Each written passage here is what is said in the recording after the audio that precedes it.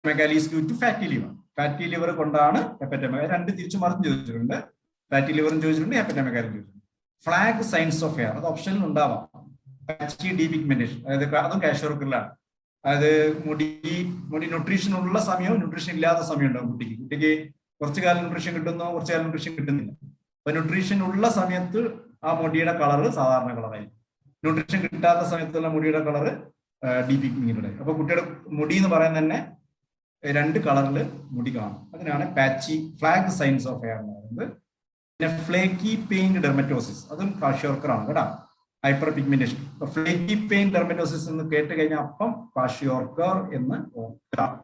മെരാസ്മസും കാഷ്യോർക്കറും. മെരാസ്മസിലാണ് ഭയങ്കര subcutaneous fat ഒക്കെ നഷ്ടപ്പെട്ടു പോകുന്നത് മെരാസ്മസിൽ. അപ്പം ആ ഒരു ഫോട്ടോ കണ്ടില്ലേ നിങ്ങൾ, ആ ഒരു കോലം കാണുന്ന മെരാസ്മസിൽ. പക്ഷെ കാഷ്യോർക്കറിൽ എഡിമ ഉണ്ടാവും. കാഷ്യോർക്കർ കണ്ടാല് നമുക്ക് ഇത് പറയാൻ പറ്റില്ല. അതിന്റെ കൂടെ തന്നെ, എഡിമയുടെ കൂടെ തന്നെ സ്കിൻ ചേഞ്ചസ് ഉണ്ടാവും, മെന്റൽ റിട്ടാർഡേഷൻ ഉണ്ടാവും. അതാണ് അതിന്റെ ഒരു feature. Growth retardation, oedema and mental changes. പിന്നെ ഈ സ്കിൻ ചേഞ്ചസിൽ flaky paint dermatosis, hyper pigmentation, then flax sign of hair. All these are important in castor. This is a flaky paint dermatosis in castor. Paint പൊളിഞ്ഞത് പോലെയുള്ളൊരു appearance ആണ് flaky paint dermatosis എന്ന് പറയുന്നത്. Important ആണ് കേട്ടോ. ഈ terminology കേട്ട് കഴിഞ്ഞാൽ അപ്പം കാഷ്യോർക്കർ നോക്കാം. Okay okay. ഡോക്ടർ ബിനു എന്തെങ്കിലും ആഡ് ചെയ്യാനുണ്ടോ? നമ്മളിങ്ങനെ പറഞ്ഞു പോയി കഴിഞ്ഞാൽ എനിത്തിങ് ടു ആഡ്? ജയിൽ ഡോക്ടർ, അതെ, ഒരു കാര്യം ചെയ്തോ, നിങ്ങൾ കംപ്ലീറ്റ് ചെയ്തോ? നമുക്ക് അഥവാ ലേറ്റ് ആണെങ്കിൽ പിന്നെ ഒരു ക്വസ്റ്റ്യൻ ഡിസ്കഷൻ വെക്കുന്നതിന്റെ കൂടെ ഞാൻ പറയാം, അതായിരിക്കും നന്നാകാം. ഇപ്പൊ ഇനി ഇതാവില്ലേ, ആൾക്കാർ കേട്ട് മടുക്കില്ലേ? അപ്പൊ ഒരു കാര്യം ചെയ്യാം, നിങ്ങൾ അത് ആ ബ്രസ്റ്റ് ഫീഡിങ് കൂടി കംപ്ലീറ്റ് ചെയ്യും. എന്നിട്ട് ഇവരൊന്ന് റിഫ്രഷ് ചെയ്തിട്ട് നമുക്ക് ഒരു ക്വസ്റ്റ്യൻ കുറച്ച് ഡിസ്കസ് ചെയ്യുന്നതിന്റെ കൂടെ എക്സ്ട്രാ പോയിന്റ് വേണമെങ്കിൽ ആഡ് ചെയ്യാം. ഞാനും മുഴുവനായിട്ട് വായിച്ചു. അതല്ലേ നല്ലത്? പറയുന്നത് കേൾക്കുന്നതിനും ബോറടിക്കുന്നതിനെ കെട്ടി നല്ല നിങ്ങൾ ഡിസ്കഷൻ കിട്ടുന്ന സമയത്ത്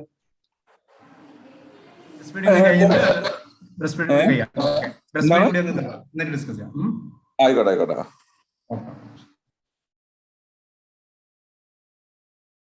ബ്രസ്റ്റ് ഫീഡിംഗിലെ ചോദിച്ച questions. Exclusive breast feeding for 6 months, continued for 2 years. 6 months important ആണ്.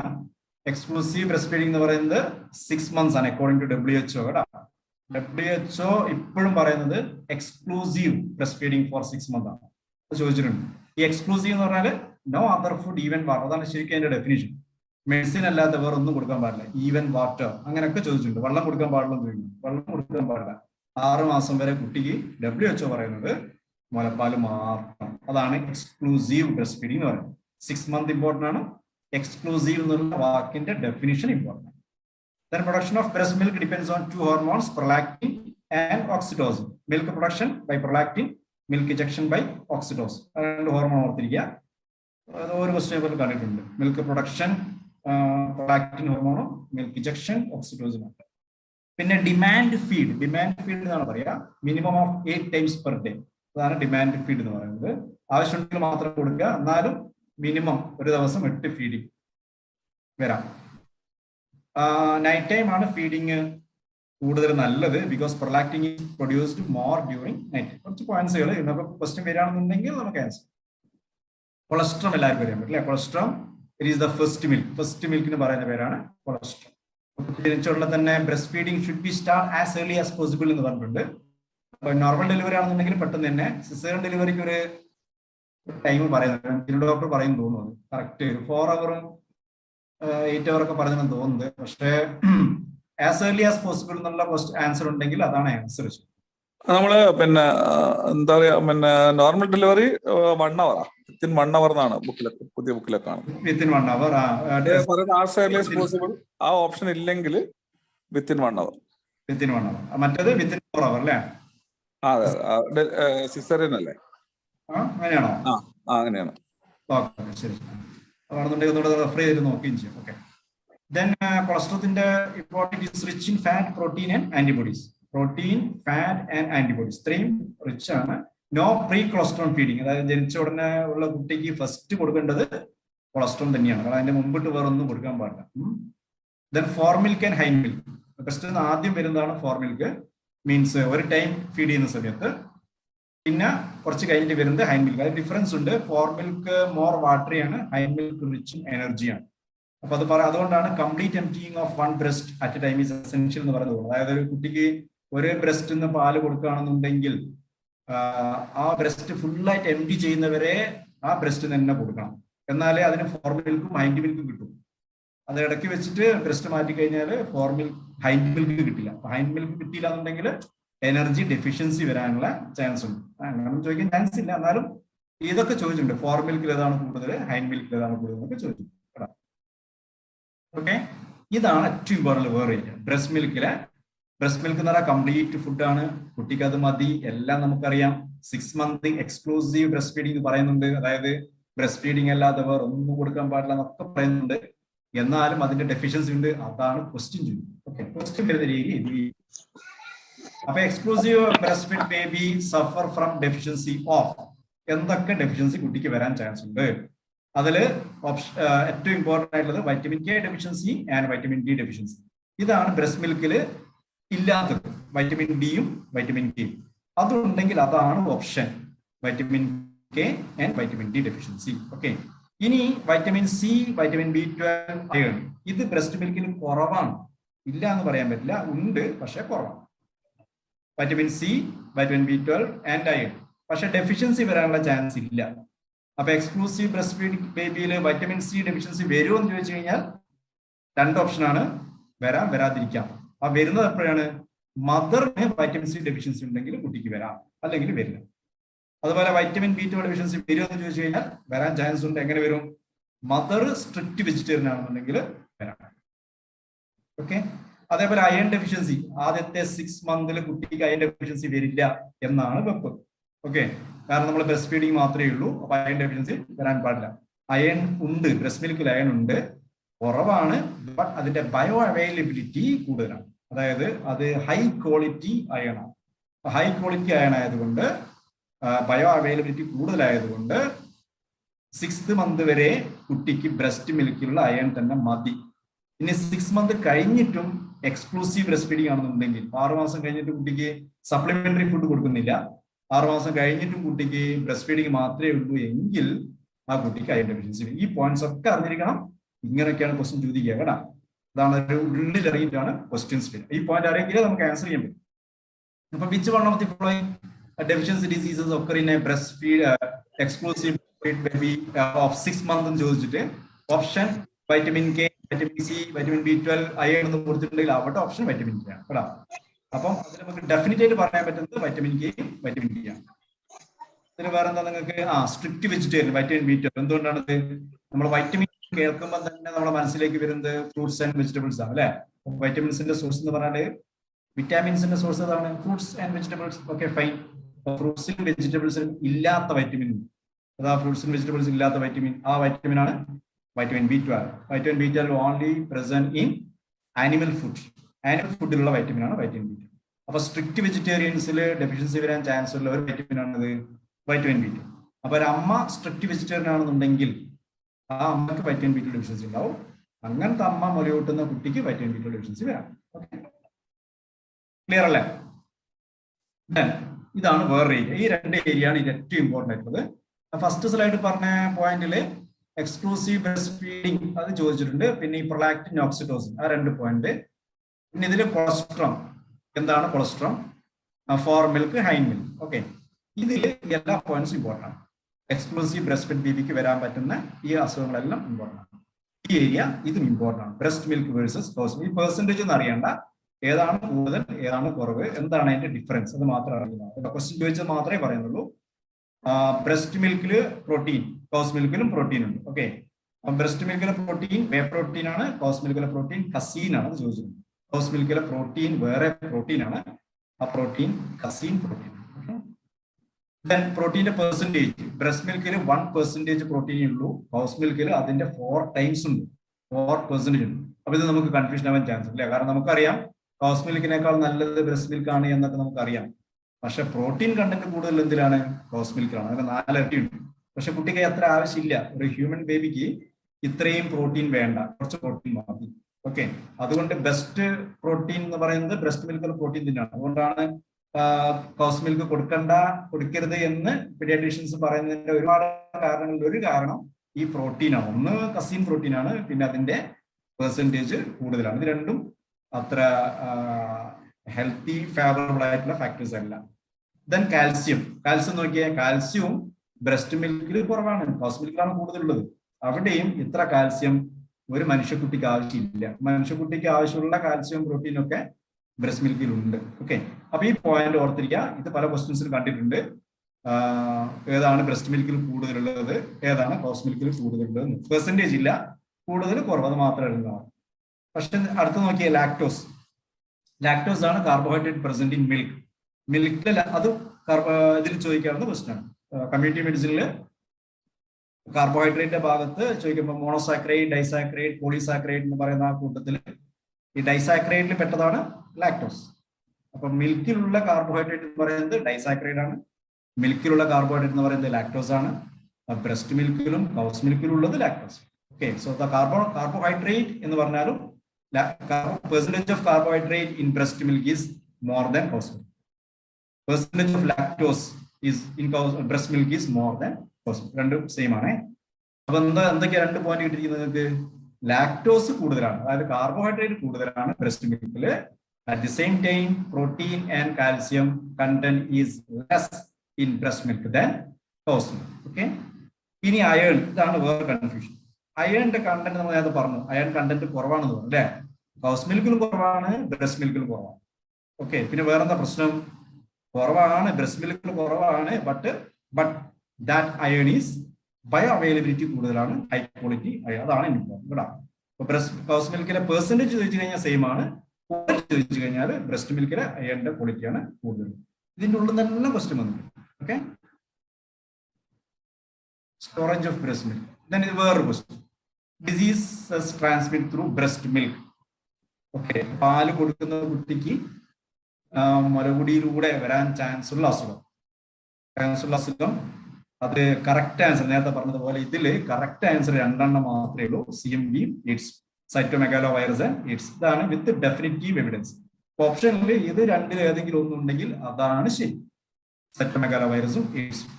Rarely transmit rubella, HPV, HSV. ഇത് രണ്ടും ഇല്ല, താഴെ കൊടുത്ത 3 ഉള്ളെങ്കിൽ അതിൽ ഏതെങ്കിലും ഒന്നാവുള്ളെങ്കിൽ അതാണ് ആൻസർ കേട്ടോ. ഈ റുബെല്ലയുണ്ട്, CMV ഉണ്ടെങ്കിൽ ആൻസർ CMV ആണ്. അതുപോലെ ഹെപ്പറ്റൈറ്റിസ് B ഉണ്ട്, CMV ഉണ്ടെങ്കിൽ ആൻസർ CMV ആണ്.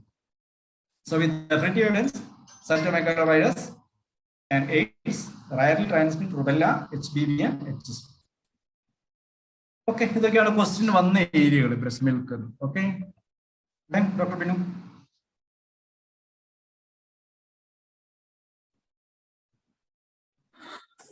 ജലീൽ ഡോക്ടർ പറഞ്ഞു കഴിഞ്ഞാൽ പിന്നെ കാര്യമായിട്ടൊന്നും പറയാനില്ല ശരിക്കും. എല്ലാം ഇമ്പോർട്ടന്റ് പോയിന്റ് ഒക്കെ സാർ പറഞ്ഞു കഴിഞ്ഞു. എന്താ പറഞ്ഞാൽ ബ്രസ്റ്റ് ഫീഡിങ്ങിൽ കുറച്ച് അഡീഷണൽ പോയിന്റ്സ് ഈ ബുക്കിൽ കാണുന്ന ഞാനൊന്ന് പറയാം. ഞാൻ അങ്ങനെ sir storage of breast milk പറഞ്ഞില്ലല്ലോ. പറയാം. പിന്നെ ഡോക്ടർ ഒന്ന് ചെയ്തോ. അതില് നമ്മൾ ബ്രസ്റ്റ് മിൽക്കിൽ സാറ് പറഞ്ഞതില് പിന്നെ നമ്മളെ എക്സ്ക്ലൂസീവ് 6 months ആണെന്ന് പറഞ്ഞു. അത് ഇമ്പോർട്ടന്റ് പോയിന്റ് ആണ്, ചോദിച്ച് കണ്ടിട്ടുള്ളതാണ്. പിന്നെ മെറ്റേണൽ റിഫ്ലക്സസ് ചോദിക്കാറുണ്ട്. പ്രൊലാക്റ്റിൻ റിഫ്ലക്സ് അതെന്ന് വെച്ചാൽ നമ്മൾ അതിന് വേറൊരു പേരുണ്ട്, ഗാലക്ടോപയോസിസ് എന്ന് പറയും. എന്നാൽ ഈ നമ്മൾ 2 ഫീഡിങ്ങിന്റെ ഇടയിലാണ് അത് ഈ റിഫ്ലക്സ് ഉണ്ടാകുക. അപ്പൊ ആ സമയത്ത് പിന്നെ ബ്രസ്റ്റ് മിൽക്ക് ഉണ്ടാകുക ചെയ്യുക. അതായത് ഗാലക്ടോസ് ആണല്ലോ കൂടുതലുണ്ട്, അതാണ് ഗാലക്ടോപയോസിസ് എന്നൊരു പേര്. അങ്ങനെ വേണമെങ്കിൽ ആ പേരൊക്കെ ചോദിക്കാം. പക്ഷെ ഇതുവരെ ചോദിച്ചു കണ്ടിട്ടില്ല. PSCന്റെ ഒരു പിന്നെ രീതി അങ്ങനെയാണ്. കാരണം നമ്മുടെ സിമ്പിൾ ക്വസ്റ്റ്യൻസിനെ കുറച്ച് കോംപ്ലിക്കേറ്റഡ് ആക്കി ചോദിക്കാം. അതുകൊണ്ട് വേണമെങ്കിൽ നമുക്കൊരു അങ്ങനെ പ്രതീക്ഷിക്കാം. പിന്നെ ഓക്സിറ്റോക്സിൻ റിഫ്ലക്സ്, അതിന് ഗാലക്ടോകൈനസിസ് എന്നാണ് പറയാം. അത് ആക്റ്റീവ് ഡ്യൂറിങ് ഫീഡ്സ് ആണ്, ഫീഡ് ചെയ്യുന്ന സമയത്താണ്. അതായത് ഇതില് ചോദിക്കാവുന്ന രീതി ഒന്ന് ഏതൊക്കെയാണ് 2 മെറ്റേണൽ റിഫ്ലക്സ്, അത് നമുക്ക് സിമ്പിൾ ആയിട്ട് പറയാൻ പറ്റുന്നതാണ് അല്ലെ. Prolactin reflex, oxytocin reflex. പിന്നെ നിയോനറ്റൽ റിഫ്ലക്സസ് പറയും, rooting reflex, sucking reflex, swallowing reflex. Rooting എന്ന് പറഞ്ഞാൽ നമ്മള് നിപ്പിള് പിന്നെ കുട്ടീന്റെ ചുണ്ടിൽ തട്ടുമുണ്ടാകുന്ന ആ കുട്ടി അതിന്റെ അടുത്തേക്ക് പോകുന്ന റിഫ്ലക്സ്. പക്ഷെ അതിന്റെ ഇമ്പോർട്ടൻസ് എന്താന്ന് വെച്ചാൽ സക്ക്, സാളോ, ബ്രത്ത് സൈക്കിൾ, അതിന്റെ ടൈം ചിലപ്പോൾ അതാണ് അതിൽ ഒരു കുറച്ച് ഡിഫിക്കൽട്ട്, നമുക്ക് കേൾക്കാൻ സാധ്യതയില്ലാത്തൊരു ക്വസ്റ്റ്യൻ. ഒരു സക്ക്, സാളോ ആൻഡ് ബ്രത്ത്, അതായത് നമ്മൾ ഒരു ബ്രീത്തിന്റെ ഇടയിൽ തന്നെ ഈ സക്കും സാളോയും ഒരുമിച്ച് നടക്കണം. ഇല്ലെങ്കിൽ എന്താ വെച്ചാൽ ആസ്പിറേഷൻ ഉണ്ടാവും. അതുകൊണ്ട് തന്നെ അതിന് 1 മിനിറ്റ് 1 സെക്കൻഡിനുള്ളിൽ, അതാണ് ആ ടൈം, ആ സൈക്കിൾ 1 സെക്കൻഡാണ്. അത് ചിലപ്പം ചോദിച്ചേക്കാം. അങ്ങനെ ഒരു ഡിഫിക്കൽട്ട് ക്വസ്റ്റ്യൻ എന്നൊക്കെ വേണമെങ്കിൽ ചോദിക്കാം. പിന്നെ നിപ്പിൾ കൺഫ്യൂഷൻ എന്ന് പറഞ്ഞൊരു പോയിന്റ് ഉണ്ട്. നിപ്പിൾ കൺഫ്യൂഷൻ എന്ന് പറഞ്ഞാൽ കുട്ടികൾക്ക് നമ്മൾ പിന്നെ ആർട്ടിഫിഷ്യൽ ഫീഡ് കൊടുക്കാൻ വിചാരിക്കുക വേറെ ബോട്ടിൽ വെച്ചിട്ട്. അപ്പൊ അത് നമ്മൾ കുട്ടി സക്ക് ചെയ്യേണ്ട ആവശ്യമില്ല. അങ്ങനെ കുറെ കാലം നമ്മൾ ആൾട്ടർനേറ്റ് ചെയ്ത് പിന്നെ ബ്രസ്റ്റ് ഫീഡും നിപ്പിൾ ഫീഡും ആർട്ടിഫിഷ്യൽ ഫീഡും കൊടുക്കുമ്പോൾ കുറെ കഴിയുമ്പോൾ കുട്ടിക്ക് ഈ പിന്നെ ആർട്ടിഫിഷ്യൽ ഫീഡിനോട് താല്പര്യം ഉണ്ട്. കാരണം വെച്ചാൽ അതിന് കുട്ടി വർക്ക് ചെയ്യണ്ട, ഇങ്ങനെ വലിച്ചു കുടിക്കണ്ടല്ലോ. അത് ഇങ്ങനെ തലക്ക് ഉത്തര പിടിക്കുമ്പോൾ തന്നെ ഉറ്റിട്ട് വീഴും. അത് ബ്രസ്റ്റ് ഫീഡ് ആകുമ്പോൾ ആ കുട്ടി ശരിക്ക് സക്ക് ചെയ്തെടുക്കണം. അതിന് 2 പ്രോബ്ലം ഉണ്ട്. ഒന്നെന്ന് പറഞ്ഞാല് മദറിന് പിന്നെ ഇതൊക്കെ വരും, സോർനെസ് ഒക്കെ വരും. രണ്ടാമത്തെ പറഞ്ഞാൽ കുട്ടിക്ക് മൗത്തിന്റെ മസിൽസും റെസ്പിറേഷനിലൊക്കെ പ്രോബ്ലം വരും. അപ്പം അത് ആ 3 പോയിന്റ് വെറുതെ പോയിന്റ് ആയിട്ട് ഓർത്തത്. Nipple confusion, suck swallow breath cycle. പിന്നെ ലാച്ചിങ് എന്ന് പറഞ്ഞൊരു പോയിന്റ് ഉണ്ട്. അതിന്റെ ഒരു ഇമ്പോർട്ടൻസ് എന്ന് പറഞ്ഞാൽ ലാച്ചിങ് എന്ന് പറഞ്ഞാൽ കുട്ടീനെ എങ്ങനെ പിടിക്കണം. അത് ചില ക്വസ്റ്റ്യനിലൊക്കെ നമ്മൾ സാധാ ബേസിലും കണ്ടിട്ടില്ല, മറ്റേ കുറച്ച് ഡിഫിക്കൽട്ടായിട്ട്, അതായത് പോസ്റ്റ് ഗൈനക്കോളജി അതിലൊക്കെ കണ്ടിട്ടുണ്ട്. പിന്നെ PG ഇതിലും കണ്ടില്ല. ലാച്ചിങ് എന്ന് പറഞ്ഞാൽ കുട്ടീനെ എങ്ങനെ നമ്മൾ ബ്രസ്റ്റിലേക്ക് പിടിക്കണം എന്നുള്ളത്. മൗത്ത് വൈഡ് ഓപ്പൺ ആയിരിക്കണം. പിന്നെ മോസ്റ്റ് ഓഫ് ദി ആരിയോളിന്റെ ഏത് ഭാഗം കാണുക എന്നൊരു ക്വസ്റ്റ്യനിൽ കണ്ടിട്ടുണ്ട്. അതായത് നമ്മൾ അപ്പർ പാർട്ട് ഓഫ് ദി ആരിയോളയാണ് കാണാൻ പറ്റുക. അതായത് ലോവർ പാർട്ട് കുട്ടീന്റെ വായിലായിരിക്കും. നിപ്പിളും ആരിയോൾ അതാകുമ്പം അത് ഈ നിപ്പിൾ മാത്രം വെച്ചിട്ട് സക്ക് ചെയ്യുമ്പം ഈ എമൗണ്ട് ഓഫ് പിന്നെ മിൽക്ക് കുറവായിരിക്കും എന്നാ പറയുന്നത് കിട്ടുന്നത്. ആരിയോള ഇല്ലാതെ, ആരിയോള മൗത്തിലില്ലാതെ നിപ്പിൾ മാത്രം മൗത്തിലായിട്ട് സക്ക് ചെയ്യുമ്പോൾ പിന്നെ കിട്ടുന്ന മിൽക്കിന്റെ അളവ് കുറവായിരിക്കും. അങ്ങനെ എന്താ ചോദിച്ചാൽ കുട്ടി വളരെ വിഗറസ് ആയിട്ട് വലിക്കുമ്പോൾ നിപ്പിളിന് സോർനെസ്സും ക്രാക്കും ഒക്കെ വരാൻ സാധ്യതയുണ്ട്. അപ്പൊ അതുകൊണ്ട് അതൊരു ആ ടെക്നിക്ക്, അതായത് ഈ ബ്രസ്റ്റ് ഫീഡിങ് ഇപ്പൊ നമ്മൾ പ്രത്യേകിച്ചും ഈ ബ്രസ്റ്റ് ഫീഡിങ് ടെക്നിക്കും ബ്രസ്റ്റ് ഫീഡിങ്ങും ഒക്കെ പിന്നെ പ്രൊമോട്ട് ചെയ്തുകൊണ്ട് അത്തരം ക്വസ്റ്റ്യൻസിനുള്ള സാധ്യത ഉള്ളത് കൊണ്ടാണ് പറയുന്നത്. അപ്പം ലാച്ചിങ് LATCH ലാച്ചിങ് എന്നാണ് അതിന് പറയുക. അപ്പൊ എങ്ങനെയാണ് കുട്ടീനെ ബ്രസ്റ്റിലേക്ക് അടുപ്പിക്കേണ്ടത് എന്നുള്ളത്. പിന്നെ baby's chin touches mother's breast, അത് കുട്ടീന്റെ ചിന്ന് ബ്രസ്റ്റിൽ ടച്ച് ചെയ്യും. ബേബീസ് ലോവർ ഹിപ്പ് ഇൻവേർട്ടർ, കുട്ടീന്റെ ലോവർ ഹിപ്പ് ഇൻവേർട്ടർ. ഒരു ക്വസ്റ്റ്യൻ ഉണ്ടായിരുന്ന ലോവർ ലിപ്പ് ഇൻവേർട്ടർ എന്ന് പറഞ്ഞിട്ടാണ് ഉണ്ടായിരുന്നത്. ശരിക്കും ഇൻവേർട്ടർ ആണ് വേണ്ടത്, ഇൻവേർട്ടർ. അപ്പം ഈ പോയിന്റ് ഒന്ന് മൗത്ത് വൈഡ് ഓപ്പൺ ആയിരിക്കണം. പിന്നെ ഈ നെപ്പിളും ഏരിയോളയും മൗത്തിൽ ഉണ്ടായിരിക്കണം. പിന്നെ അപ്പർ പാർട്ട് ഓഫ് ദി ഏരിയോളായിരിക്കും വിസിബിൾ ആകുക. Baby's chin touches mother's breast, baby's lower lip inverted. ഇതാണ് ലാച്ചിങ്ങിന്റെ. ഇതിൽ ഏതെങ്കിലും കഴിഞ്ഞ PG ക്കൊക്കെ ചോദിച്ചു തുടങ്ങിയിട്ടുണ്ട്. അതുകൊണ്ട് തന്നെ ചിലപ്പോൾ നമുക്ക് PSCയിലേക്ക് അത് വരാനൊരു സാധ്യത. പിന്നെ ബ്രസ്റ്റ് മിൽക്കിന്റെ പ്രോപ്പർട്ടീസിൽ നമ്മൾ ഇമ്മ്യൂണോളജിക്കൽ പ്രോപ്പർട്ടി എന്ന് പറഞ്ഞാൽ എന്തൊക്കെയാണ് ഇമ്മ്യൂണോളജിക്കൽ ആയിട്ട് അതിന്റെ കണ്ടന്റ്, നമ്മൾ സാധാരണ ചോദിച്ചു മടുത്തത് കൊണ്ട് വേണമെങ്കിൽ അടുത്തതിലേക്ക് വരാമെന്നുള്ള നിലക്ക് ചോദിക്കാം. Para amino benzoic acid, lactoferrin, immunoglobin A and bifidus factor. ഇതിന്റെ ഇമ്പോർട്ടൻസ് എന്താ വെച്ചാൽ ഈ പാരാ അമിനോ ബെൻസോയിക് ആസിഡ് മലേറിയനെ പ്രൊട്ടക്ട് ചെയ്യും. ലാക്ടോഫെറിൻ ഈക്കോളിനെ പ്രൊട്ടക്ട് ചെയ്യും. IgA എന്ന് പറഞ്ഞാൽ എല്ലാം ആദ്യം കിട്ടുന്ന, അതായത് നമ്മുടെ എന്താണ് സെക്രട്ടറി ഇമ്മ്യൂണോഗ്ലോബിൻ ആണ് IgA. അപ്പൊ IgA എന്നുള്ളത് കുട്ടികൾക്ക് വളരെ ഇമ്പോർട്ടന്റ് ആണ്. ഈ ബ്രസ്റ്റ് മിൽക്കിന്റെ തന്നെ ഇമ്പോർട്ടൻസ് അതാണ്. അതായത് നമ്മൾ കുറെ ഇമ്മ്യൂണോളജിക്കൽ ഫാക്ടേഴ്സ് കിട്ടും. പിന്നെ ബ്രെയിൻ ഡെവലപ്മെന്റിന് ആവശ്യമായിട്ടുള്ള സാധനങ്ങൾ കിട്ടും. ഇതാണ് ബ്രസ്റ്റ് മിൽക്ക് എക്സ്ക്ലൂസീവ് ആക്കുന്നത് പറയാനുള്ള കാരണം. അതുകൊണ്ട് തന്നെ ഇത് അപ്പൊ പ്ലാബ് എന്ന് ഓർത്താൽ മതി. PLAB PLAB. പ്ലാബ് എന്ന് പറഞ്ഞാൽ നമ്മൾ ഈ ഇംഗ്ലണ്ടിലേക്ക് പോകാൻ വേണ്ടി എഴുതുന്നൊരു പരീക്ഷന്റെ പേരാണ് പ്ലാബ്, PLAB പ്ലാബ്. അപ്പൊ P എന്ന് പറഞ്ഞാൽ para amino benzoic acid, L lactoferrin, A IgA, B ബൈഫിഡസ് ഫാക്ടറും പിന്നെ ബൈൽ സാൾട്ടും. ഇത് 2 ബിയിലാണ്. ഈ ഇത്രയും കാര്യങ്ങളാണ് ഇമ്മ്യൂണോളജിക്കൽ ഫാക്ടേഴ്സ് നമ്മൾ ഇതിൽ കാണുന്നത്. പിന്നെ ബയോ ആക്റ്റീവ് ഫാക്ടേഴ്സ് എന്ന് പറഞ്ഞിട്ട് 2 കാര്യങ്ങളാണ്. ട്രാൻസ്ഫറിങ് ഗ്രോത്ത് ഫാക്ടറും എപ്പിഡെർമൽ ഗ്രോത്ത് ഫാക്ടറും. അതൊക്കെ പറ്റുമെങ്കിൽ ഓർത്ത് വെച്ചാൽ മതി, അങ്ങനെ വലിയ ഇമ്പോർട്ടൻസ് ഇല്ല. പിന്നെ ന്യൂട്രീഷണൽ പ്രോപ്പർട്ടി എന്ന് പറയുന്നത് അതിൽ എനർജി ജെല്ലി ഡോക്ടർ പറഞ്ഞിട്ടുണ്ടെന്ന് എൻ്റെ ഓർമ്മ. എനർജി എന്ന് പറഞ്ഞാൽ 67 കിലോ കാലറി പെർ 100 ml ആണ് സാധാരണ അതിന്റെ പിന്നെ എനർജി ആയിട്ട് പറയാറുള്ളത്. പിന്നെ നമ്മൾ hind milk hint milk sir പറഞ്ഞു. അതില് പിന്നെ ഹിൻഡ് മിൽക്കിൽ നമ്മൾ പിന്നെ എനർജി കൂടാനുള്ള കാരണം ഫാറ്റ് കണ്ടന്റ് കൂടുതലാണ്. അങ്ങനെയും വേണമെങ്കിൽ ചോദ്യം വരാം. ഫാറ്റ് കണ്ടന്റ് ആണ് കൂടുതൽ ആദ്യത്തിലെ വാട്ടർ. അപ്പൊ ഇങ്ങനെയും ചോദിച്ചിട്ട് കണ്ടിട്ടുണ്ട്. അതായത് കുട്ടിക്ക് തേസ്റ്റ് കുറച്ച് പിന്നെ കുട്ടീന്റെ തേസ്റ്റിനെ സാറ്റിസ്ഫൈ ചെയ്യുന്ന ഏതാന്ന് ചോദിച്ചിട്ടുണ്ടത് പിന്നെ ഫോർ മിൽക്കാണ്. അതിൽ വാട്ടറി കണ്ടന്റ് കൂടുതലാണ്. അങ്ങനെ അതുപോലെ അതിന്റെ എനർജി കൂടുതൽ കിട്ടുന്നത് ഹിൻഡ് മിൽക്ക് എന്നാണ്. ഇത്രയും കാര്യങ്ങൾ ആണ് അതിന്റെ അതായിട്ട് പറയുന്നത്. പിന്നെ ഏതാണ് പിന്നെ പ്രോട്ടീൻ എന്ന് ചോദിക്കാറുണ്ട്. ഒരു whey protein, WHE whey whey protein, predominant milk factor, പിന്നെ lacto albumin and lacto globulin. പിന്നെ എസെൻഷ്യൽ അമിനോ ആസിഡ്സ് എന്ന് പറഞ്ഞാൽ ടോറിൻ ആൻഡ് സിസ്റ്റിൻ ആണ് എസെൻഷ്യൽ. അത് ഇതൊക്കെ ബ്രെയിൻ ഗ്രോത്തിന് എസെൻഷ്യൽ ആണ്. അതാണ് ഇതിന്റെ ഇമ്പോർട്ടൻസ്. അപ്പൊ അത് ചോദിച്ചു കണ്ടിട്ടുണ്ട്. ഏതാ ടോറിൻ ആൻഡ് സിസ്റ്റിൻ ഉണ്ട്. പിന്നെ അരക്കിനോയിക്, അതൊക്കെ പിന്നെ പോളി അൺസാച്ചുറേറ്റഡ് ഫാറ്റി ആസിഡ്സ് എന്ന് പറയുമ്പോൾ അതാണ് ബ്രെയിൻ ഗ്രോത്തിന് ആവശ്യം. അതും ബ്രസ്റ്റ് മിൽക്കിൽ കൂടുതലുണ്ട്. അതുകൊണ്ടാണ് 2 ഇയർ വരെ ബ്രസ്റ്റ് ഫീഡ് കൊടുക്കണം, 6 ഇയറിൽ എക്സ്ക്ലൂസീവ് ആയിട്ട് ബ്രസ്റ്റ് ഫീഡ് കൊടുക്കണം എന്നുള്ള പറയാനുള്ള കാരണം.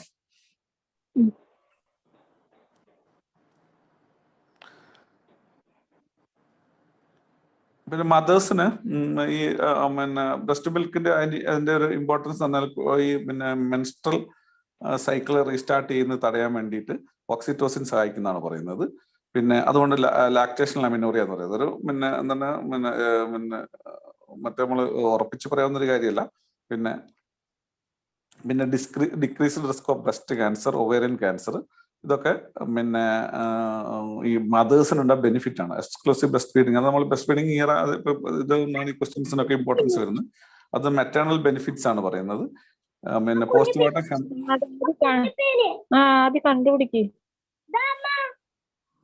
മദേഴ്സിന് decrease risk of postpartum haemorrhage, oxytocin ഉള്ളത് കൊണ്ട്. അതായത് പലപ്പോഴും ഈ പിന്നെ ഈ എന്താ പറയാ യൂട്രസ് ഇൻവല്യൂട്ട് ചെയ്യുന്നത് എന്തെങ്കിലും കാരണവശാൽ ലേറ്റ് ആയി കഴിഞ്ഞാൽ ബ്ലീഡിങ് കൂടും. അപ്പൊ അതിന് ഓക്സിറ്റോസിൻ സെക്രീറ്റ് ചെയ്ത് കഴിഞ്ഞാൽ ഈ പിന്നെ യൂട്രസ് ഇൻവല്യൂഷൻ എളുപ്പത്തിലാവും. അപ്പൊ നമ്മൾ പിന്നെ ബ്രസ്റ്റ് ഫീഡിങ് കൊണ്ട് മദറിനാണ് ഏറ്റവും ഇമ്പോർട്ടൻ്റ് എന്ന് പറഞ്ഞാൽ, അതായത് പോസ്റ്റ് പാർട്ടം ഹെമറേജ്, ഡെലിവറി കഴിഞ്ഞ് 24 അവർ കഴിഞ്ഞിട്ടുള്ള പിന്നെ ബ്ലീഡിങ് ആണല്ലോ നമ്മൾ പറയുന്നത്. അപ്പൊ അതിന് ഈ ബ്രസ്റ്റ് ഫീഡിങ് വളരെ പിന്നെ ഉപകാരപ്പെടുന്നു, അത് തടയാൻ. അതായത്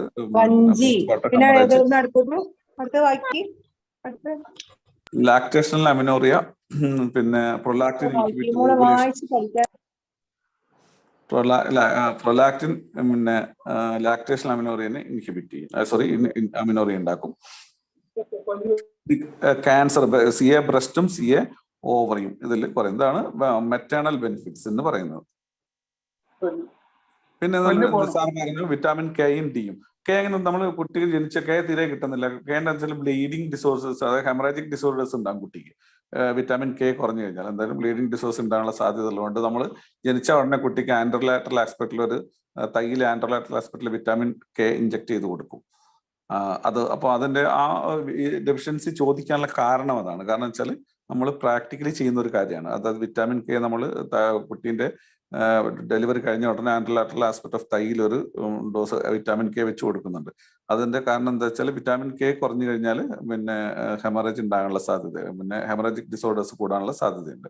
പിന്നെ വിറ്റാമിൻ ഡിയും ബ്രസ്റ്റ് മിൽക്കിൽ കുറവാണ്. അതുകൊണ്ട് നമ്മൾ 2 വയസ്സ് വരെ കുട്ടിക്ക് നമ്മൾ 4000 കിലോ കാലറി പെർ ഡേ വെച്ചിട്ട് പിന്നെ വിറ്റാമിൻ ഡി സപ്ലിമെന്റ് ചെയ്യാറുണ്ട്.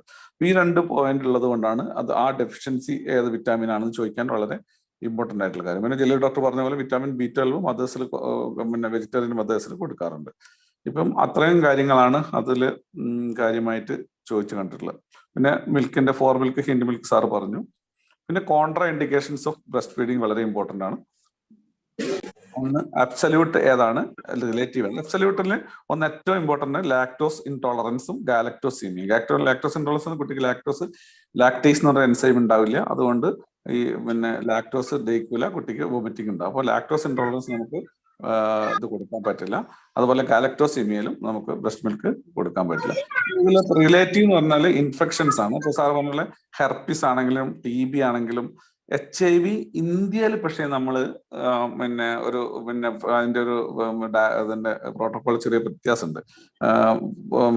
പിന്നെ ഡെവലപ്ഡ് കൺട്രീസിലൊന്നും HIV കോൺട്രാ ഇൻഡിക്കേഷൻ ആയിട്ട്, അബ്സല്യൂട്ട് കോൺട്രാ ഇൻഡിക്കേഷൻ ആയിട്ടാണ് എടുക്കുക. കാരണം കുട്ടിക്ക് കൊടുക്കൂല, കാരണം പാലുകൂടി പകരാനുള്ള സാധ്യതയുണ്ട്. പക്ഷെ ഇന്ത്യൻ സിനാരിയോയിൽ പ്രശ്നം എന്താണെന്ന് വെച്ചാൽ ഈ ഫോർമുല ഫീഡ്സ് ഒന്നും സാധാരണ ഇന്ത്യയിലെ ഈ ആൾക്കാർക്കൊന്നും പിന്നെ അഫോർഡ് ചെയ്യാൻ പറ്റില്ല പലർക്കും.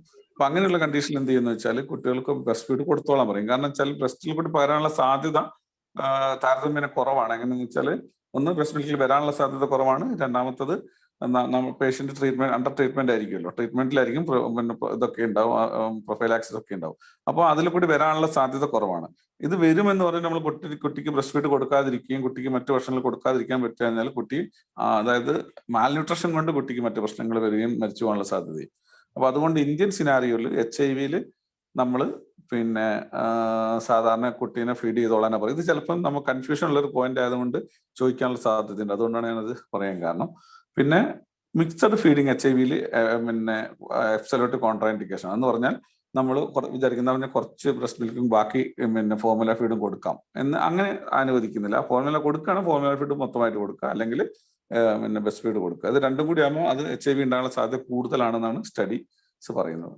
പിന്നെ ഒരു കണ്ടീഷൻ TB ആണ്, കോൺട്രാഇൻഡിക്കേഷൻ, റിലേറ്റീവ് കോൺട്രാഇൻഡിക്കേഷൻ ഉള്ള സാധനം. TB കുട്ടി അമ്മ അൺട്രീറ്റഡ് ആണെങ്കിലും ട്രീറ്റ്മെന്റ് തുടങ്ങിയിട്ട് 2 ആഴ്ചയിൽ കുറവാണെങ്കിൽ നമ്മൾ ബ്രസ്റ്റ് ഫീഡ് ചെയ്യാൻ സമ്മതിക്കാറില്ല.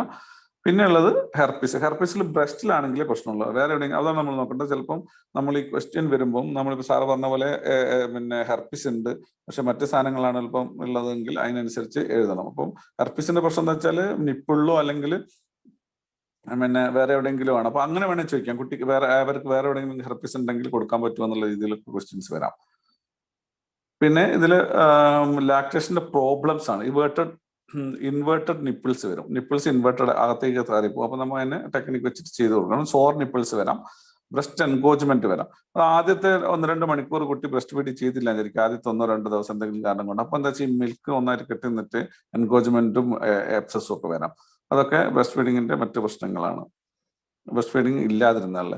ഇത്രയാണ് ഇപ്പൊ നമ്മൾ അതിനകത്ത് അഡീഷണൽ പോയിന്റ്സ് കുറച്ചെങ്കിലും ഇതായിട്ട് നമ്മൾ ഇതുള്ളത്. ഈ പോയിന്റുകളൊന്നും എന്താ പറയാ നിരന്തരം ചോദിച്ച് കണ്ടിട്ടില്ല. പക്ഷെ ബ്രസ്റ്റ് ഫീഡിങ് എന്നുള്ളത് ഇപ്പൊ കുറച്ചൊരു ഹോട്ട് ടോപ്പിക് ആയതുകൊണ്ട്, നിലവിൽ കുറച്ചും കൂടി ഇമ്പോർട്ടന്റ് ടോപ്പിക് ആയതുകൊണ്ട് ഓർമ്മ ഉണ്ടെങ്കിൽ ഈ പോയിന്റുകളും കൂടി ഒന്ന് നോട്ട് ചെയ്ത് പഠിക്കുക.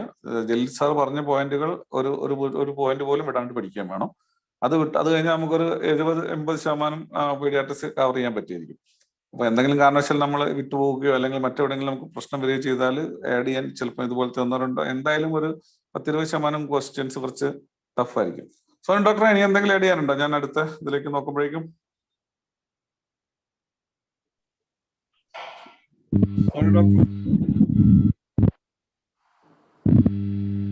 ഡോക്ടറല്ലേ? ഡൗട്ട്സ് എന്തെങ്കിലും ഉണ്ടെങ്കിൽ ഒന്ന് ചോദിച്ചോളൂ. ഡൗട്ട്സ് എന്തെങ്കിലും ഉണ്ടെങ്കിൽ ചോദിക്കാം. സോനം ഡോക്ടർ എന്തെങ്കിലും അഡീഷണൽ പോയിന്റ് പറഞ്ഞോട്ടോ, എന്തെങ്കിലും ക്വസ്റ്റ്യനിൽ കണ്ടതോ ഒക്കെ ഉണ്ടെങ്കിൽ? ഇല്ല ഡോക്ടറെ, എക്സ്ട്രാ ഓൾമോസ്റ്റ് എല്ലാം പറഞ്ഞിട്ടുണ്ട്.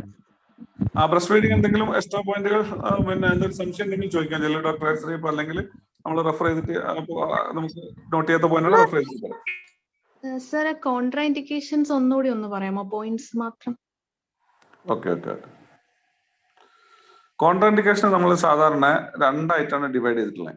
ഒന്ന് അബ്സല്യൂട്ട് കോൺട്രാ ഇൻഡിക്കേഷനും റിലേറ്റീവ് കോൺട്രാ ഇൻഡിക്കേഷൻ. അബ്സല്യൂട്ടിൽ ആകെ 2 പോയിന്റ് ആണ്, ലാക്ടോസ് ഇൻടോളറൻസും ഗാലക്ടോസീമിയയും.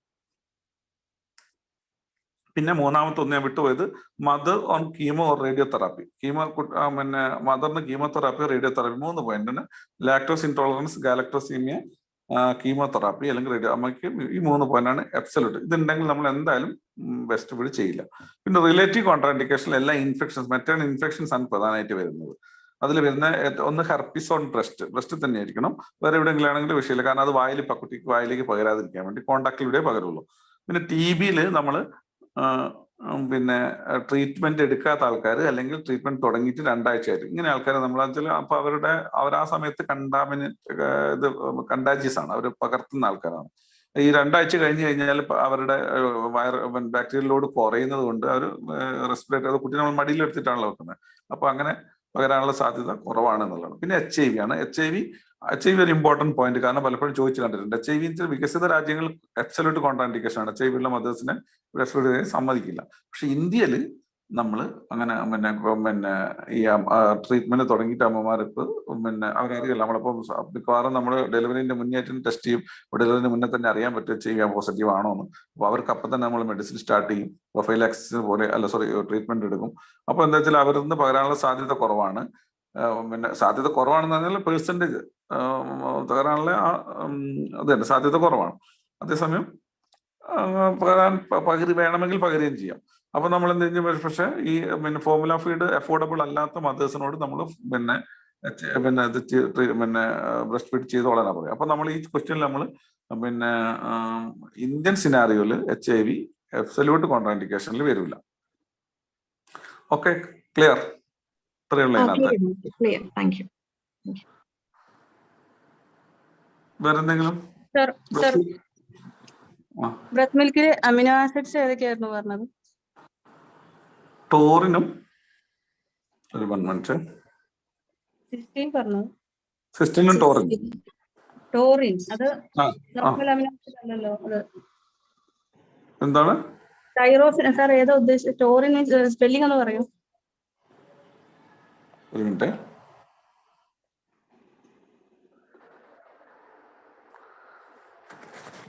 TIURIN. അത് അമിനോ ആസിഡ് അല്ല, സിസ്റ്റീൻ ആണ് അമിനോ ആസിഡ്. ടോറിനും ഇത് രണ്ട് essential for brain growth. Derived ആണ്. പിന്നെ proteins lacked albumin, lacked globulin, പിന്നെ കെസ്റ്റീൻ, ഇതൊക്കെ നമ്മൾ ബ്രെയിൻ ഗ്രോത്തിന് എസെൻഷ്യൽ ആണ്. അതുകൊണ്ടാണ് അത് കെസ്റ്റീൻ പക്ഷേ കൗ മിൽക്കിലാണ് ഉള്ളത് കൂടുതൽ. പ്ലാബ് എന്ന് പറയുമോ? പ്ലാബ് ആണ്. പ്ലാബ് എന്ന് പറയുന്നത് ഇമ്മ്യൂണോജനിക് ഫാക്ടേഴ്സ് ആണ്. നമ്മൾ പ്ലാബില് P എന്ന് പറഞ്ഞാൽ para amino benzoic acid, L lactoferrin, A immunoglobin A, B bifidus factor,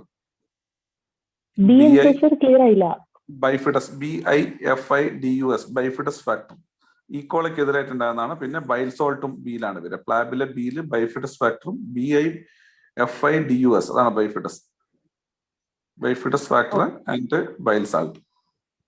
bile salt എന്താണെന്ന് വെച്ചാല് ഗയാഡിയാസിസിന് റെസിസ്റ്റ് ചെയ്യും. നമ്മൾ കേരളത്തിലൊന്നും ഇമ്പോർട്ടൻ്റ് അല്ല, കാരണം വെച്ചാൽ ഗയാഡിയാസിസ് ഒക്കെ നമ്മൾ നോർത്തിലേക്ക് പോകുമ്പോൾ ഈ ഭയങ്കര ഇമ്പോർട്ടൻ്റ് ആണ്. അപ്പോൾ ബ്രസ്റ്റ് മിൽക്ക് ഇല്ലെങ്കിൽ ഭയങ്കര ബുദ്ധിമുട്ടാവും. അപ്പോൾ അതുകൊണ്ടാണ് ഈ ബൈൽ സാൾട്ടിന്റെ പിന്നെ ബ്രസ്റ്റിൽ ബൈൽ സാൾട്ട് ഈ ഗയാഡിയാസിസിനെതിരായിട്ട് വർക്ക് ചെയ്യും. ഓക്കെ. ഇതിൽ തന്നെ ലാക്ടോഫെറിൻ അഗൈൻസ്റ്റ് ഒരു ഡിസീസ് പറഞ്ഞില്ലേ, ഇപ്പൊ മലേറിയ ബെൻസോയിക് ആസിഡ് പറഞ്ഞ പോലെ ലാക്ടോഫെറിൻ എന്തിന് ആയിരുന്നു? ലാക്ടോഫെറിൻ ഈക്കോളെ അത് ബൈഫിഡസ് ഫാക്ടർ അല്ലേ പറഞ്ഞു? ഈക്കോളെ തന്നെയാണോ? രണ്ടും ഉണ്ട്. Okay sir, thank you. ഇതൊക്കെ ബുക്ക് വൈസ് ആണേ. സർ ലാച്ചിങ്ങിന്റെ ഇതൊന്ന് പറയാമോ സർ? ലാച്ചിങ്ങിന്റെ ഇമ്പോർട്ടൻസ് എന്ന് പറയുന്നത് അതിന്റെ സയൻസ് ഓഫ് ലാച്ചിങ് ആണ്. ലാച്ചിങ് എന്ന് പറഞ്ഞാൽ നമ്മൾ ഉദ്ദേശിക്കുന്നത് ആ പൊസിഷനെയാണ്. അപ്പോൾ കുട്ടീനെ മടിയിരുത്തും. അപ്പൊ എങ്ങനെ ലാച്ചിങ് ഉണ്ട് എന്ന് പറയണമെങ്കിൽ വേണ്ട ഫാക്ടേഴ്സ് ആണ്. ഒന്ന്, ബേബീസ് മൗത്ത് വൈഡ് ഓപ്പൺ ആയിരിക്കണം. Most of the areola and nipple in baby's mouth. Areola നിപ്പിളും ബേബീസ് മൗത്ത് ആണ്. അതിന്റെ ബ്രാക്കറ്റിൽ നിങ്ങൾ എഴുതേണ്ടത് അപ്പർ ഏരിയോള ആണ് വിസിബിൾ ആകുക, ലോവറിൽ അപ്പർ ഏരിയോള വിസിബിൾ ആകാൻ ചോദിച്ചിട്ടുണ്ട്. പിന്നെ baby's chin touches the mother's breast. പിന്നെ ബേബീസ് ലോവർ ലിപ്പ് ഇവേർട്ടഡ് ഇത്രയാണ് 4 പോയിന്റ്.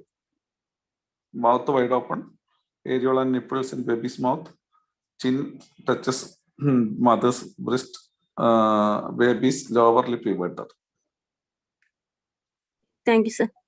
ഓക്കെ.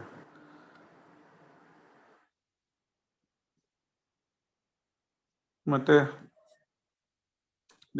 നോർമൽ ഡെവലപ്മെന്റിലെ കുറച്ച് പോയിന്റുകളിലേക്ക് നോക്കട്ടെ. സർ പ്രോട്ടീന് ലാക്ട് ആൽബുമിനും പിന്നെ ലാക്ട് ഹലോ പ്രോട്ടീൻസ് പറഞ്ഞില്ലേ, ലാക്ട് ആൽബുമിനും ലാക്ട് ഗ്ലോബുലിനും. അതെ ലാക്ട് ഗ്ലോബുലിൻ. പക്ഷെ അതൊന്നും അത്ര ചോദിച്ചൊന്നും കണ്ടിട്ടില്ല കേട്ടോ. നമ്മളത് ചിലർ കംപ്ലീഷൻ സീക്കിനാണ് നമ്മൾ ബുക്കിലൊക്കെ ഇത്രയും കാര്യങ്ങൾ ഉണ്ടാകും. അതില് നമ്മളിപ്പോ ഈ പ്ലാബ് ഒക്കെ എന്താന്ന് വെച്ചാൽ അത് കുറച്ച് ഈ പിന്നെ എന്താ പറയാ ക്ലിനിക്കലി ഇമ്പോർട്ടന്റ് ആയതുകൊണ്ട് ചിലപ്പം ചില ഇതൊക്കെ ചോദിച്ചേക്കാം. പിന്നെ ഗാലറ്റോ സെറിബ്രോസൈഡ്, അതുപോലെ മൈലിനേഷൻ, CNS മൈലിനേഷൻ ഇമ്പോർട്ടന്റ് ആണ്.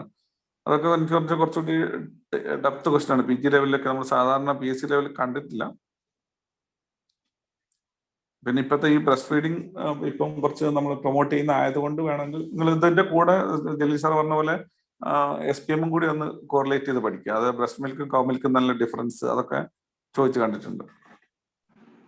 സാർ ഈ വൈറ്റമിൻ കെ ഇഞ്ചക്ഷൻ പറഞ്ഞിട്ടുണ്ടായിരുന്നില്ല, അത് എല്ലാ ന്യൂനൈറ്റ്സിനും കൊടുക്കാറുണ്ടോ? ബൈ ബർത്ത് അത് റുട്ടീനായിട്ട് കൊടുക്കണം എന്നാണ്. കൊടുക്കുന്നുണ്ടല്ലേ? സാർ ഇതിന്റെ ഡോസേജ് ഒന്ന് പറയോ? ഏത് വൈറ്റമിൻ കെന്റെ? സോറി, എനിക്ക് ഓർമ്മയില്ല, ഞാൻ നോക്കിയിട്ട് ഗ്രൂപ്പിൽ ഇട്ടേക്കാം. ഈ ലാച്ചിങ്ങിലെ നാലാമത്തെ പോയിന്റ് ലോവർ ലിപ്പ് ഇവേർട്ടഡ് അത് ചുണ്ട് പുറത്തോട്ട് നിൽക്കല്ലോ നമ്മള് സ്വാഭാവികമായിട്ടും. അപ്പൊ നമ്മൾ ലാച്ചിങ് കണ്ടാൽ അതായത് ബ്രസ്റ്റ് ഫീഡിങ്ങിന്റെ പിന്നെ പൊസിഷൻ ക്ലിയർ ആണെന്ന് അറിയാൻ വേണ്ടിയിട്ടാണ്.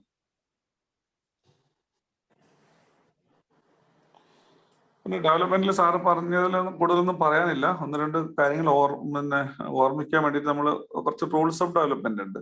അതൊരു കണ്ടിന്യൂസ് പ്രോസസ്സാണ്. പിന്നെ അത് അതിനെ depend on maturity of CNS of ബ്രെയിൻ്റെ ഇതിനനുസരിച്ചിട്ടാണ് അതിന്റെ ഡിപ്പെൻഡ് ചെയ്യുന്നത്. പിന്നെ സീക്വൻസ് ഓഫ് ഇവന്റ്സ് എല്ലാ കുട്ടികളിലും ഒരുപോലെ ആയിരിക്കും. അതായത് അതിന്റെ ഡെവലപ്മെന്റ് ആദ്യം നെക്ക് ഹോൾഡിങ്, അങ്ങനെ അതിന്റെ ഒരേ സീക്വൻസ് എല്ലാ കുട്ടികളിലും ഒരുപോലെ ആയിരിക്കും. അതിന്റെ ഏജ് വ്യത്യാസം ഉണ്ടാകും. അതായത് ചില കുട്ടികൾ കുറച്ച് അങ്ങോട്ടും ഇങ്ങോട്ടും മാറി നേരത്തെ ലേറ്റോ ആകാം. പിന്നെ അത് സെഫാല കോഡിലാണ് ഓർഡർ, അതായത് തല മുതൽ താഴോട്ടാണ് ഡെവലപ്മെന്റ് തുടങ്ങുക. തലയിൽ നിന്ന് തുടങ്ങി താഴോട്ട് വരുന്ന പോലെയാണ് ഡെവലപ്മെന്റ് വരിക. പിന്നെ ചില പ്രൈമറ്റീവ് റിഫ്ലക്സസ് ഒക്കെ ലോസ്റ്റ് ചെയ്യും. ഇപ്പൊ നമ്മൾ എക്സാമ്പിൾ പറയുകയാണെങ്കിൽ ഇപ്പം ഈ പാമാർ ഗ്രാസ്പ് ഒക്കെ കുറച്ച് കഴിഞ്ഞാൽ ലോസ്റ്റ് ആവും.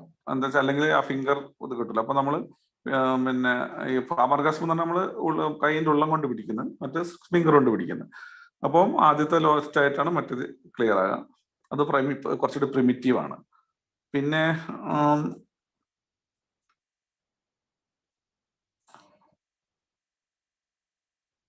പിന്നെ ഇത് നമ്മൾ സാർ പറഞ്ഞതിൽ കൂടുതൽ പിന്നെ ഗ്രോസ് മോട്ടോറിൽ പറയാനുള്ള ക്രോളിംഗ്, ക്രീപ്പിംഗ് ആൻഡ് ക്രൂയിസിങ്. ഇതെന്താ വെച്ചാൽ ഇത് കൺഫ്യൂസിങ് ആയതുകൊണ്ട് ആ ക്വസ്റ്റ്യൻസ് പലപ്പോഴും കാണാറുണ്ട്. അപ്പൊ നമ്മളങ്ങനെ ക്രോളിംഗിന്റെ സ്പെല്ലിംഗ് CRAWLING ആണ്. അത് A തുടങ്ങി. ആ ക്രീപ്പിംഗിന്റെ CREEPP, ഈ രണ്ടാമത്. Cruising CRU, cruise. അപ്പം ആ ആൽഫബറ്റിക് ഓർഡറിൽ ഓർത്ത് വെക്കാൻ പറ്റും. ക്രോളിംഗ് എന്ന് പറഞ്ഞാൽ 8th മന്ത്, 10th മന്തിൽ ക്രീപ്പിംഗ്, 11th മന്തിൽ ക്രൂയിസിങ്. ക്രോളിംഗ് എന്ന് പറഞ്ഞാൽ നമ്മൾ എഴയുക, വയറും നിലത്ത് മുട്ടും. പിന്നെ ക്രീപ്പിംഗ് എന്ന് പറഞ്ഞാൽ മുട്ടിൽ എഴയുക, വയറും കൈയും മുട്ടും വെച്ചിട്ട് അതിലാണ് ക്രീപ്പിംഗ് എന്ന് പറയാം. ക്രൂയിസിംഗ് എന്ന് പറഞ്ഞാൽ നമ്മൾ ഒരു സാധനം പിടിച്ച് അങ്ങോട്ടും ഇങ്ങോട്ടും നടക്കും. ഒരു സോഫയൊക്കെ പിടിച്ച് പിള്ളേർ നടക്കുമല്ലോ, അതാണ് ക്രൂയിസിംഗ്. അപ്പോൾ അതിൽ ഇതിന്റെ ഇതെന്താ വെച്ചാൽ ഇത് മൂന്നും കൺഫ്യൂസിങ് ആയതുകൊണ്ട് ചിലപ്പം ചോദിക്കാൻ സാധ്യതയുണ്ട്. അപ്പോൾ 8th മന്തിൽ ക്രോളിംഗ്, 10th മന്തിൽ ക്രീപ്പിംഗ്, 11th മന്തിൽ ക്രൂയിസിംഗ്.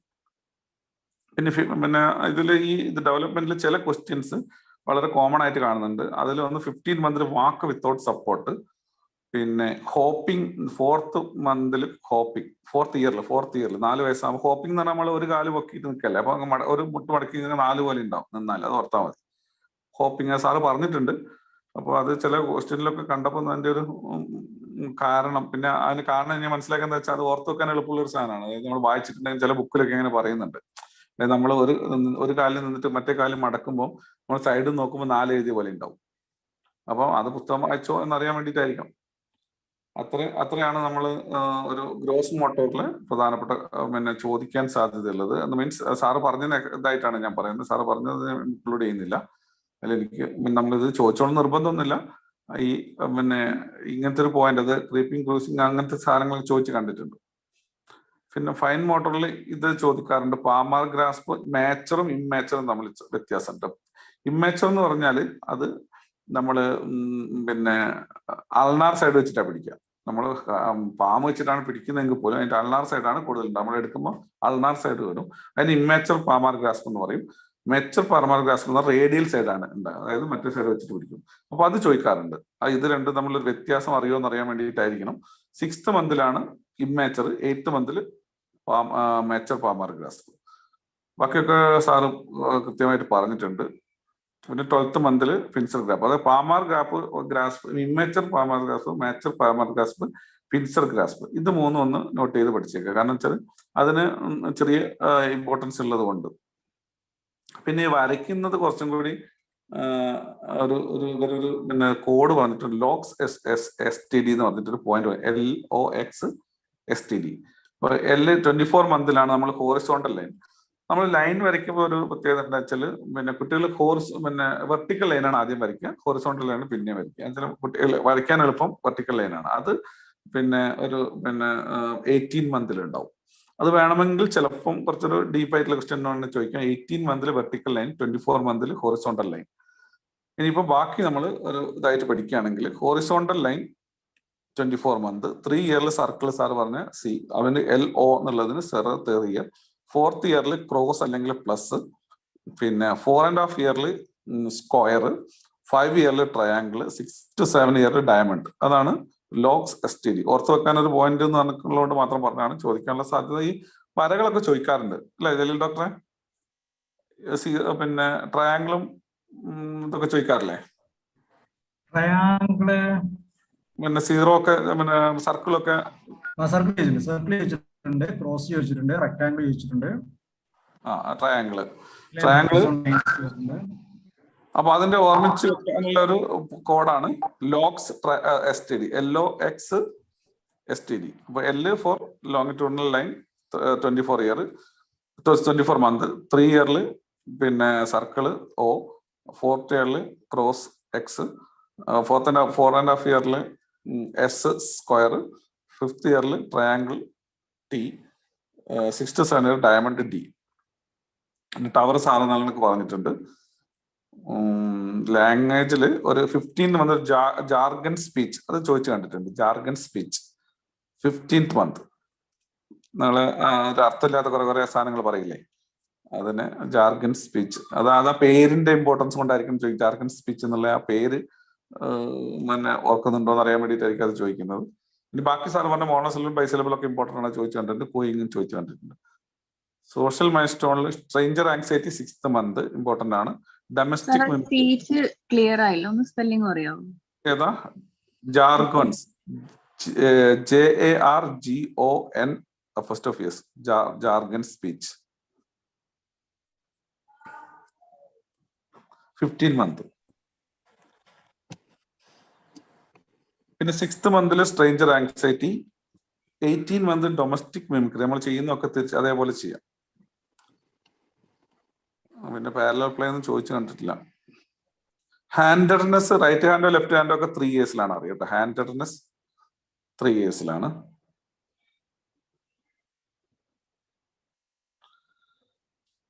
ലാസ്റ്റ് പറഞ്ഞത് എന്തായിരുന്നു? ഹാൻഡഡ്നെസ് വലത്ത് കൈയാണോ ഇടത്ത് കൈയാണോ എന്നൊക്കെ അറിയാം. 3 ഇയർ. സർ, ഈ സ്ട്രേഞ്ചർ ആങ്സൈറ്റി അപ് ടു എത്ര മന്ത് വരെ ഉണ്ടാവും? അങ്ങനെ ചോദിച്ചാൽ അറിയില്ല കേട്ടോ. 6 മന്തിൽ സ്ട്രേഞ്ചർ ആങ്സൈറ്റി നമ്മൾ അങ്ങനെ പോലെ പഠിച്ചു പോകുന്നില്ലാണ്ട് അത് ഡീറ്റെയിൽ ആണ് ചോദിച്ചിട്ട് പറയാം. അടുത്ത ക്ലാസ്സിൽ ചോദിച്ചിട്ട് പറയാം. പക്ഷെ അതൊന്നും നമുക്ക് എന്താ പറയാ, ഇത്തരം ഡെവലപ്മെന്റ് ഒന്നും ഒരു ടൈം അങ്ങനെയാണ് ബുക്കിൽ പറയുന്നത്, ഒരു ഡെഫിനിറ്റീവ് അല്ല.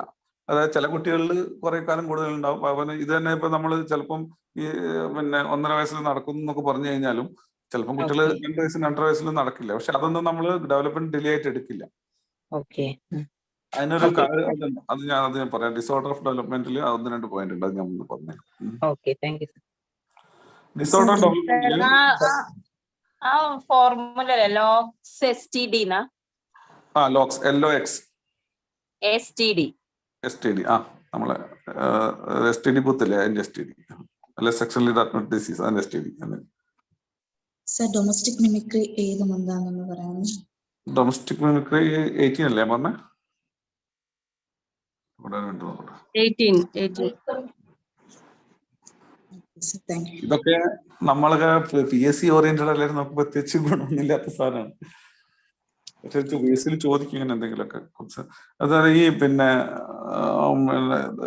PGക്കൊക്കെ ഇപ്പൊ ഈ ട്രെൻഡ് മാറ്റി. കാരണം വെച്ചാൽ എല്ലാവരും ഒരു ക്വസ്റ്റ്യൻ ഉറപ്പായതുകൊണ്ട് ഇത് പഠിച്ചു വെച്ചിട്ട് പോകും. അപ്പൊ അതുകൊണ്ട് അവരിപ്പം മൾട്ടിപ്പിൾ ആയിട്ട് ചോദിക്കുക. കുറെ സാധനങ്ങൾ തന്നിട്ട് അതിന്റെ ആ ലെവലിൽ ഇന്നത് വന്നതിന്റെ പ്രശ്നം എന്നൊക്കെ പറഞ്ഞിട്ട് അപ്പം അങ്ങനെ പഠിക്കുക. പക്ഷെ PSCക്ക് അങ്ങനെ ഇതുവരെ വന്നിട്ടില്ല. പിന്നെ അസസ്മെന്റ് ഓഫ് ഡെവലപ്മെന്റിൽ നമ്മൾ ഡെവലപ്മെന്റൽ കോഷ്യന്റ്, അത് നല്ല developmental age by chronological age into 100 എന്ന് പറഞ്ഞാൽ ഒരു 6 വയസ്സായ കുട്ടി 3 വയസ്സിന്റെ ഡെവലപ്മെന്റ് കാണിക്കണം വിചാരിക്കുക. അപ്പൊ അതിന്റെ ഡെവലപ്മെന്റ് കോഷ്യന്റ് എത്രയാണ്? ഡെവലപ്മെന്റൽ ഏജ് എന്ന് പറഞ്ഞാൽ 3, ശരിക്കുള്ള ഏജ് ക്രോണോളജിക്കൽ ഏജ് 6, അപ്പൊ 50%. അതാണ് അതിന്റെ. അപ്പൊ 70% കുറഞ്ഞാൽ അതിനെ നമ്മൾ ഡെവലപ്മെന്റ് ഡിലേ എന്ന് പറയും. ഒരു പിന്നെ ഡെവലപ്മെന്റ് കോഷ്യന്റ് 70% കുറവാണെങ്കിൽ അതിന് ഡെവലപ്മെന്റ് ഡിലേ എന്ന് പറയും.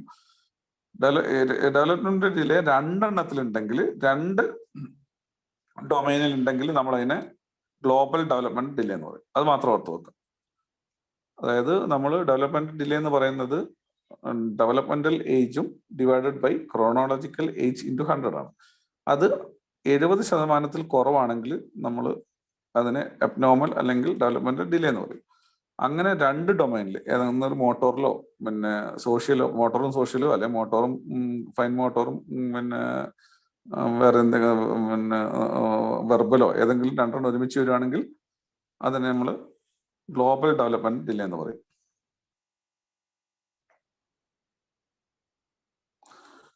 റെഡ് ഫ്ലാഗ് സയൻസ് ഉണ്ട്, പക്ഷെ അത് ഒരുപാടുണ്ട്. അത് പഠിക്കാൻ വെക്കുന്ന എളുപ്പമല്ല. അതെനിക്ക് തോന്നുന്നത് നമുക്ക് ബുദ്ധിമുട്ടുണ്ടാക്കുന്നതായിരിക്കും.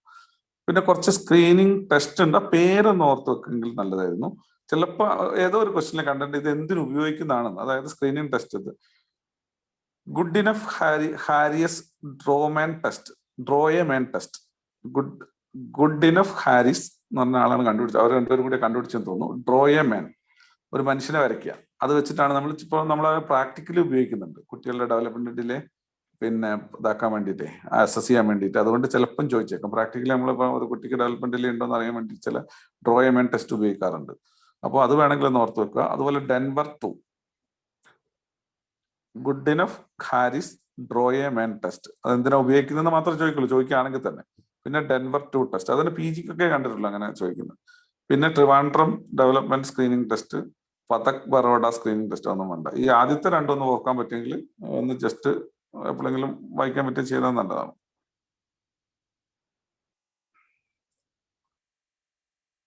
പിന്നെ ഒന്ന് രണ്ട് പോയിന്റ്. എന്താണ് ഡെവലപ്മെന്റൽ ഡീവിയൻസ് അല്ലെങ്കിൽ ഡെവലപ്മെന്റ് ഡിസോസിയേഷൻ, റിഗ്രഷൻ, ഈ 3 പോയിന്റ്. ഡെവലപ്മെന്റ് ഡിസോസിയേഷൻ എന്ന് പറഞ്ഞാൽ അതായത് പിന്നെ ഒരാൾക്ക് പിന്നെ ചെവി കേൾക്കില്ല, അതുകൊണ്ട് ലാംഗ്വേജ് ഡെവലപ്പ് ചെയ്തില്ല. അങ്ങനെ വരുന്നതാണ് developmental dissociation. The variation in attainment of mile stone between 2 or more domains. അപ്പോൾ 2 or 3 ഡൊമൈനിൽ പ്രശ്നമുള്ളത് കൊണ്ട് ഡെവലപ്മെന്റൽ ഡിലേ വരിക. അതിനാണ് ഡെവലപ്മെന്റൽ ഡിസോസിയേഷൻ എന്ന് പറയുന്നത്. ഇത് ഇങ്ങനെ എഴുതി വെച്ചാൽ മതി. ചെവി കേൾക്കാത്ത കൊണ്ട് വർത്തമാനം പറയാൻ പറ്റുന്നില്ല. അത് നമ്മൾ ഡെവലപ്മെന്റൽ ഡിസോസിയേഷൻ ആണ്. പിന്നെ ഡെവലപ്മെന്റ് ഡീവിയൻസ് എന്ന് പറഞ്ഞാൽ എന്തെങ്കിലും നോർമൽ സീക്വൻസിനൊക്കെ മുന്നേ വരിക. അതപ്പോൾ ചില കുട്ടികൾക്ക് ഈ പിന്നെ CP ഒക്കെ ഉള്ള സെറിബ്രൽ പാൾസിയുള്ള കുട്ടികളുടെ റോൾ ഓവർ നേരത്തെ തുടങ്ങും. അതായത് മസിൽ സ്പാസം കൊണ്ടാണ്. പക്ഷെ അത് അതായത് നേരത്തെ നമ്മൾ ചില ആൾക്കാരല്ല എൻ്റെ കുട്ടി നേരത്തെ കുറേ ദിവസം മുന്നേ കുറെ മാസങ്ങൾക്ക് മുന്നേ ഇത് ചെയ്തു അത് ചെയ്തു എന്ന് പറഞ്ഞത് അതൊക്കെ വെറുതെ കുറച്ച് നോർമൽ റേഞ്ചിലായിരിക്കും. പക്ഷെ ഇങ്ങനെ കുറെ നേരത്തെ വരുന്നത് എന്തെങ്കിലും പ്രോബ്ലം കൊണ്ടായിരിക്കും. അപ്പൊ അതിനെയാണ് നമ്മൾ ഡെവലപ്മെന്റൽ ഡീവിയൻസ്. ഡെവലപ്മെന്റ് ഡിസോസിയേഷൻ ഉണ്ട്, ഡെവലപ്മെന്റ് ഡീവിയൻസ് ഉണ്ട്. റിഗ്രഷൻ എന്ന് പറഞ്ഞാൽ ഒരു പ്രാവശ്യം ഡെവലപ്പ് ചെയ്ത സാധനം പിന്നെ നഷ്ടപ്പെട്ടു പോവാം. ഇത് child losses previously acquired mile stone, അതിനാണ് റിഗ്രഷൻ എന്ന് പറയാം. ഇതൊക്കെ നമ്മൾ ചിലപ്പോൾ ഒരു എന്താ പറയാ ഓപ്ഷനിൽ ഒരു പോയിന്റ് ആയിട്ടൊക്കെ വന്നേക്കാം. ഇത് അറിയാമെങ്കിൽ ചിലപ്പോൾ നമുക്ക് മറ്റ് ഓപ്ഷൻ പിന്നെ കണ്ടുപിടിക്കാൻ പറ്റിയേക്കും. അപ്പൊ ഇത്രയുമാണ് നമ്മൾ കാര്യമായിട്ട് നമ്മളിതിൽ ഞാൻ എക്സ്ട്രാ ആയിട്ട് കണ്ടത് പറയാൻ. മാൽ ന്യൂട്രീഷൻ ഞാൻ വായിച്ചിട്ടില്ല, അത് നമുക്ക് ഇനി അടുത്ത സാറിന്റെ ക്ലാസ് നോക്കിയിട്ട് വായിച്ചിട്ട് വരാം. ജലീൽ ഡോക്ടർ ഇനി എന്തെങ്കിലും അഡീഷണൽ പോയിന്റ് എന്തെങ്കിലും സംശയങ്ങൾ ജലീൽ ഡോക്ടർ ചോദിക്കാം. എല്ലാം നമുക്ക് സ്റ്റോപ്പ് ചെയ്യാൻ തോന്നുന്നു അല്ലേ? ആ, നമ്മൾ പറഞ്ഞ പോയിന്റുകളൊക്കെ ഏതാണ്ട് തീരുമാനമായില്ല. ബ്രസ്റ്റ് മിൽക്ക് സ്റ്റോറേജ് സാർ എടുക്കാന്ന് പറഞ്ഞു. സ്റ്റോറേജ് ഇങ്ങനെ ഒരു ക്വസ്റ്റ്യൻ കണ്ടിരുന്നു. Breast milk can be stored room temperature in refrigerator in freezer എന്ന് പറഞ്ഞൊരു ക്വസ്റ്റ്യൻ കണ്ടിട്ടുണ്ട്. റൂം ടെമ്പറേച്ചറിൽ 4 to 6 hours ആണ് പറയുന്നത്. Refrigerator 4 days, freezer less than 20 ഡിഗ്രിയിലാണെന്നുണ്ടെങ്കിൽ for 2 weeks.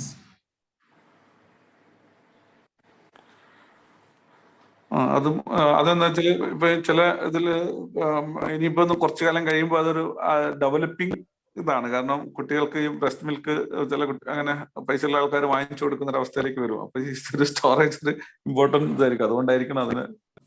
പിന്നെ അല്ലാതെ ഇന്ന ഫ്രീസർ എന്നുള്ളതില് 2 ടെക്സ്റ്റ് ബുക്കിൽ വേറെയും കണ്ടിട്ടുണ്ട്. എനിക്കൊന്ന് ടെമ്പറേച്ചർ എന്താണോ 3 months ഒക്കെ കണ്ടിട്ടുണ്ട്. അതെന്താണെന്ന് മനസ്സിലായില്ല. അതും ഫ്രീസർ തന്നെയാണ് കൊടുത്തിരിക്കുന്നത്. പക്ഷെ ഇന്ന ഫ്രീ 20 ഡിഗ്രി എന്നുള്ളത് for 2 weeks ആണ് കണ്ടത്. ഇതിൽ കണ്ടത് മാനുവൽ കണ്ടത് 3 months ആണ്. 3 months. ഞാൻ ഇതില് ഡോക്ടർ ഡോക്ടറെ അത് -20°C 3 months ആ കാണുന്നത്.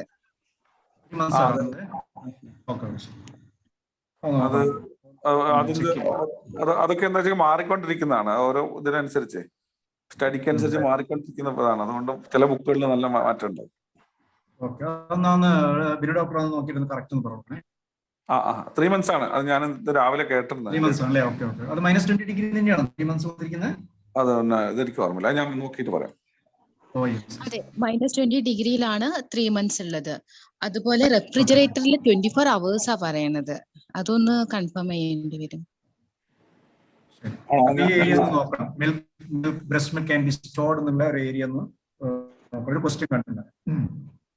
ഓക്കെ, ഞാൻ നോക്കിയിട്ട് പറയാം. ഓക്കെ, നമുക്കിനി ഒന്നുമില്ലെങ്കിൽ ഒന്നുമില്ലല്ലോ, അപ്പൊ നമുക്ക് സ്റ്റോപ്പ് ചെയ്യല്ലേ? അശോക് സാറേ സ്റ്റോപ്പ് ചെയ്യല്ലേ സാറേ? ഓക്കെ ഓക്കെ, അപ്പം വളരെ സന്തോഷം. രണ്ടുപേരും വീണ്ടും വരണം, അതാണ് നമ്മുടെ ആഗ്രഹം. സമയം പോലെ എപ്പോഴാ സമയം അവൈലബിൾ ആകുന്നതെന്ന് വെച്ചാൽ ജലീൽ ഡോക്ടറും ബിനു ഡോക്ടറും സോണി ഡോക്ടറും 3 പേരും.